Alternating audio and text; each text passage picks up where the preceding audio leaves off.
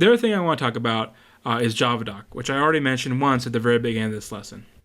So if you look at this program, you'll notice that there's comments before the class and before each method. Well, what it turns out is that there's actually a special format here, and this format is known as Javadoc.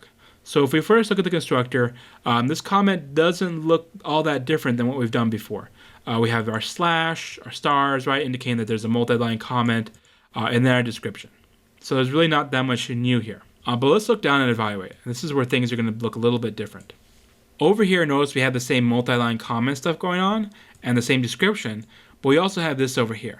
And notice that there's some special symbols here, right? Notice this @ symbol and then these keywords. So the idea behind Javadoc is that it's a way to annotate your comments, right? So instead of your comments just being a block of text, you're actually going to give meaning to certain parts of your comments, right? So you're going to say in here, @param expr string representation of a postfix expression.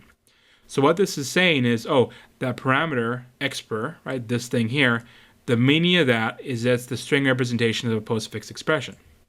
Likewise, over here when we have @return, it says here value of the given expression. So that's just saying, the value that this thing returns represents the given expression, right? So this is ways that we can kind of make our comments be specially formatted so that they're attached to certain parts of our code.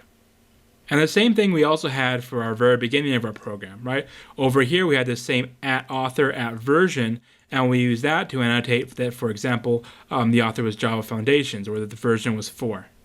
We could have just typed stuff over here, right? We could have typed something like, the author is Java Foundations. But that's just text, right? The computer doesn't really know what that means. But if we do this annotation, right, this Javadoc annotation @author, then we associate the meaning of author with a bit of text that comes after it. Javadoc ends up being rather nice because these comments here that we write can be actually parsed by another program to generate Javadoc output, which is actually what you've seen if you searched online for the Java API. So over here, let me open up a window really quick. This is what Javadoc looks like if it's been properly set up and then processed into an actual HTML file, right? So if we write our stuff really nicely here like this, right, where we annotate different things in addition to having our main description, we'll be able to automatically generate documentation that looks like this, right? So this documentation here has, for example, this list that says, I have methods that do this and this and this, and just kind of tells you everything about what's going on, right? So over here it's telling us, this is the documentation for the method. This is what the different variables do, right? The parameter, the value to be pushed onto the stack, right? So this whole nice format here, right? This can be automatically generated if you properly annotate your source code with these different annotations, right? That say, this parameter expr, is a string representation of a postfix expression, right? So as long as we use that formatting, right, that Javadoc formatting, we can easily generate this very convenient documentation form over here.